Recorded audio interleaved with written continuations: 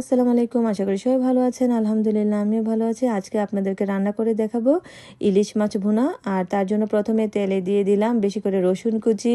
এখন আমি দিয়ে দিব 1.5 কাপের মতো পেঁয়াজ কুচি, কারণ একটু ভুনা ভুনা করব তাই পেঁয়াজটা বেশি দিচ্ছি। দিয়ে দিচ্ছি স্বাদ অনুযায়ী লবণ।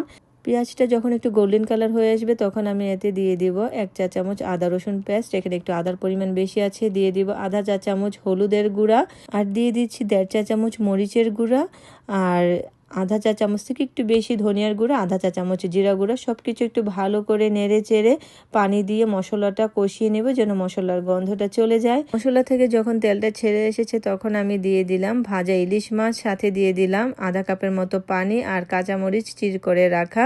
এখন সব কিছু মশলার সাথে আলতোভাবে মিক্স করে কিছু পরিমাণ ধনিয়া পাতা দিয়ে আমি ঢাকনা দিয়ে ঢেকে দেব 5 থেকে 7 মিনিটের জন্য।